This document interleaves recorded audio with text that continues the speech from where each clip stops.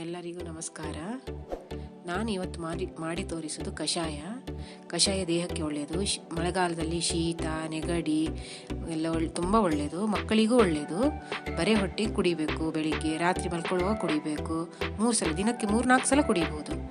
ಆಮೇಲೆ ಪಾತ್ರೆಗೆ ಒಂದು 3 ಅಥವಾ 3 ಗ್ಲಾಸ್ ನೀರು ಹಾಕಿ ಅದಕ್ಕೆ 2 ಸ್ಪೂನ್ ಕೊತ್ತಂಬರಿ ಬೀಜ ಹಾಕಿ, 3 ಲೋಟಕ್ಕೆ 2 ಸ್ಪೂನ್ ಕೊತ್ತಂಬರಿ ಬೀಜ, 1 ಸ್ಪೂನ್ ಜೀರಿಗೆ, 1/4 ಸ್ಪೂನು ಕಾಳುಮೆಣಸು, ಒಂದು 7ರಿಂದ 8 ಕಲ್ಲು ಸಕ್ಕರೆ ಅಥವಾ ಬೆಲ್ಲ, ಆಮೇಲೆ ಒಂದು ನೀರುಳ್ಳಿ ಹಾಕಲಿಲ್ಲ ಅಂದರೂ ನಡೀತದೆ, ಒಂದು 2ರಿಂದ 3 ಮಜ್ಜಿಗೆ ಸೊಪ್ಪು,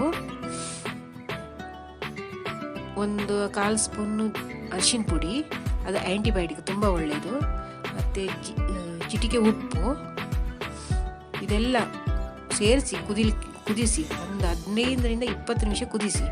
ಅದು ಘಾಟ್ ಬರುತ್ತೆ, ನಿಮಗೆ ಪರಿಮಳ ಬರುತ್ತೆ ಕುದಿಯುವಾಗ. ಕುದಿಸಿ ಪರಿಮಳ ಬಂದಾಗ ಆಮೇಲೆ ಸೋಸಿ ಒಂದು ಲೋಟಕ್ಕೆ ಅರ್ಧ ಗ್ಲಾಸ್, ನಿಮ್ಗೆ ಎಷ್ಟು ಬೇಕೋ ಅಷ್ಟು ಕುಡಿಬೋದು. 3 ಸಲ ಕುಡೀರಿ, ತುಂಬ ಒಳ್ಳೆಯದಾಗತ್ತೆ, ಆರಾಮಾಗತ್ತೆ.